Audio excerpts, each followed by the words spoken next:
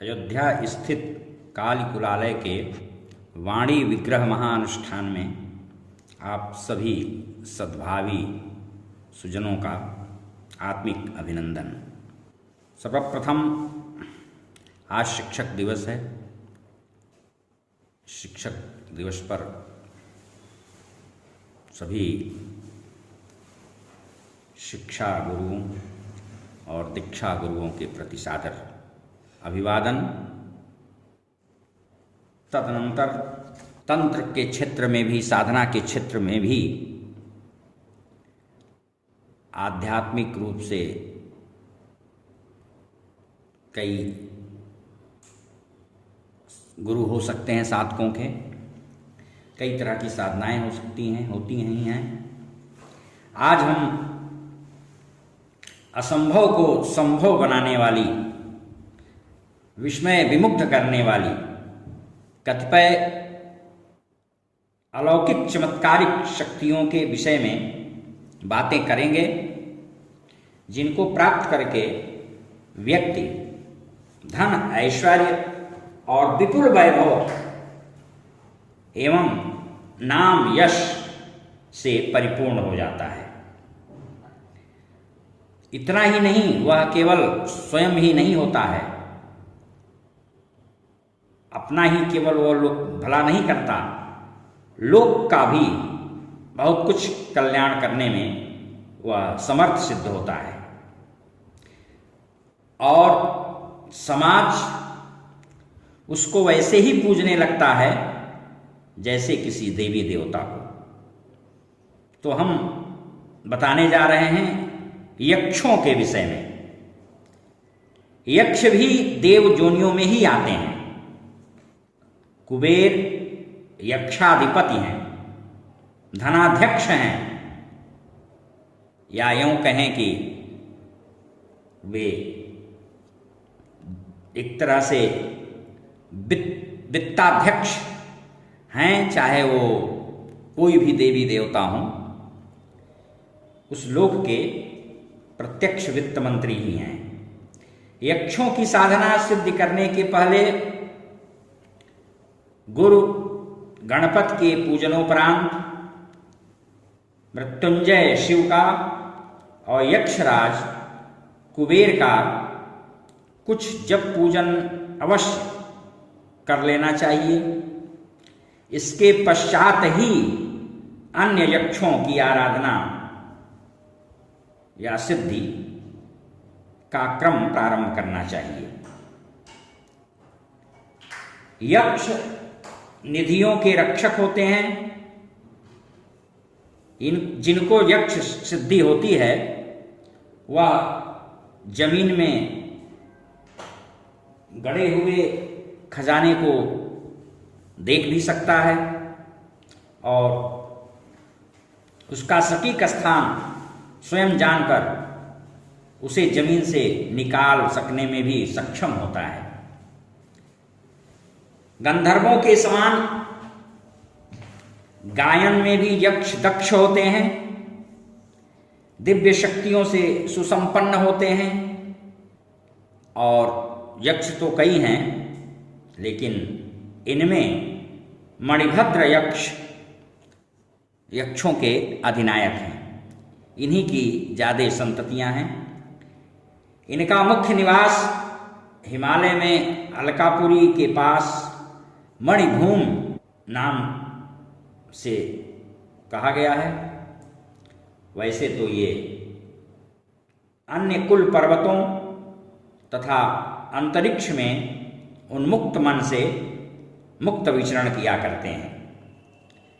इनकी उत्पत्ति महर्षि कश्यप की पत्नी खसा से मानी गई है। किन्नर तथा किम पुरुष भी प्रायः करके यक्षों के साथ रहते हैं।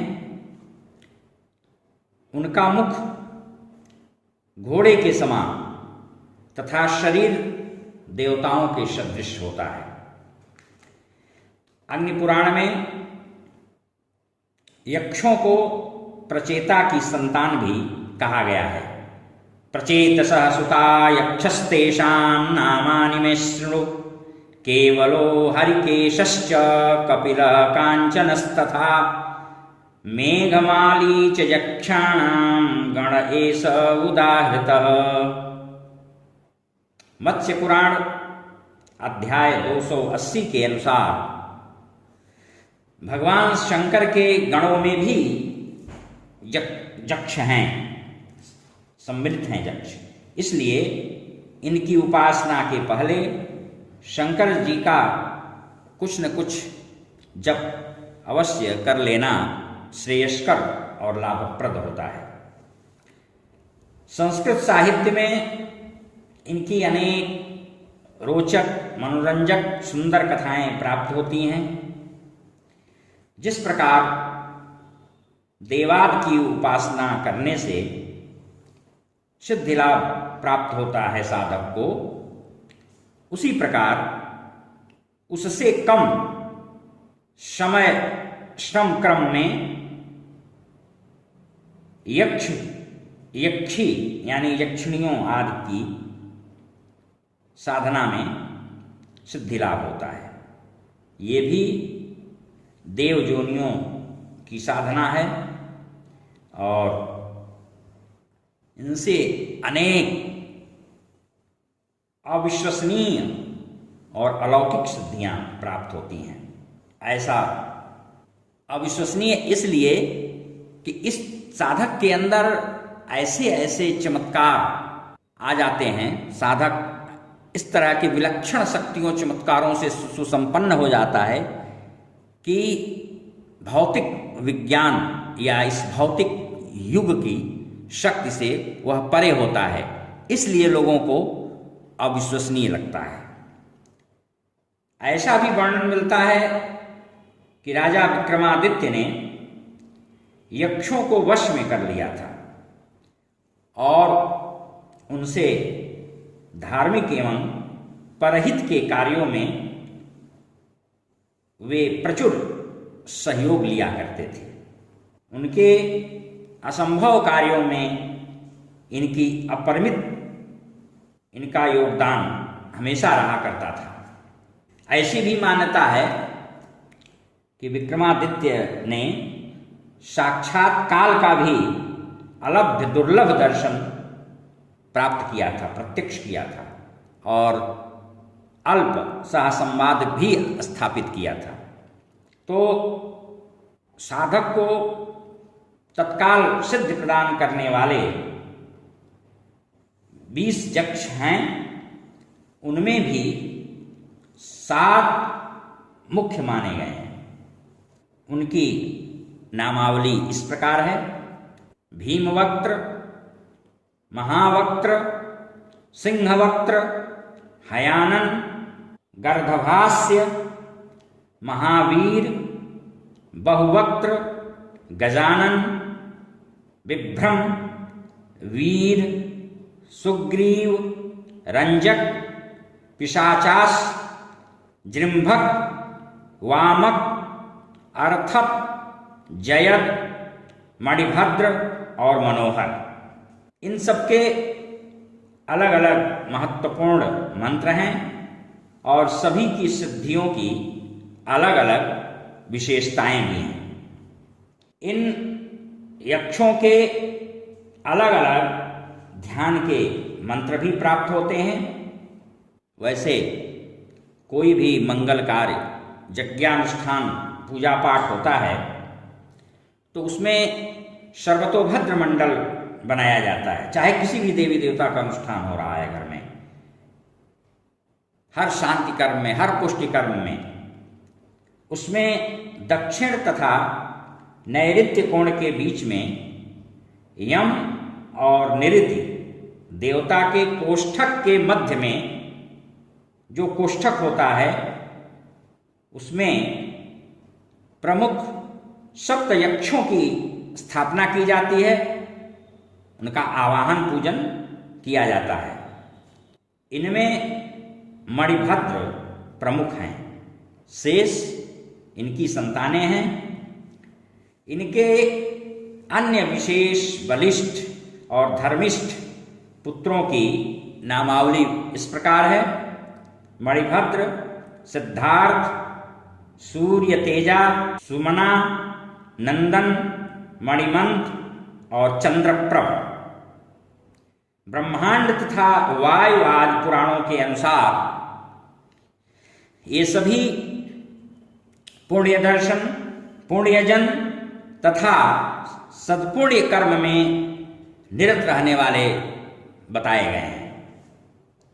इनकी सिद्धि करके जो साधक मन, वचन, कर्म से अच्छे कार्य करते हैं, उनका लोक परलोक दोनों बन जाता है, शुभ अच्छा हो जाता है, और उसको बनाने में यक्ष सहयोग करते हैं। इनकी साधना से दुर्गत नहीं होती, क्योंकि ये देवकोट के होते हैं। वैसे तो किसी भी साधना सिद्धि का जब साधक दुरुपयोग करने लगता है और उसका उद्देश्य निज तक सीमित हो जाता है, क्षुद्र हो जाता है, स्वार्थ सिद्धि में केवल लग जाता है और अनैतिक कार्यों को करने लगता है, तो फिर अंत समय उसकी दुर्गत होनी तो स्वाभाविक ही है, अर्थात दुर्गत होनी ही होनी है। क्योंकि अदृश्य उन अलौकिक देवत्व मूलक शक्तियों को जब हम अपने वश में करेंगे और उनसे इस तरह के जब हम काम लेंगे, तो वे शक्तियां कुछ दिन के बाद समाप्त हो जाती हैं या समाप्त कर देती हैं। इसलिए लिखा है अरिभावापन्न हो जाती हैं। इसलिए उन शक्तियों का हमेशा साधक को सावधानी पूर्वक सदुपयोग करना चाहिए। अच्छे शुद्ध सात्विक कर्मों और कार्यों में उनका सदुपयोग करना चाहिए, केवल निजी स्वार्थ जनित क्षुद्र कार्यों में नहीं। और कभी भी इन शक्तियों से अविचार प्रयोग इत्यादि कदाप करने की कुचेष्टा नहीं करनी चाहिए। हरि ओम। शांति शांति शांति।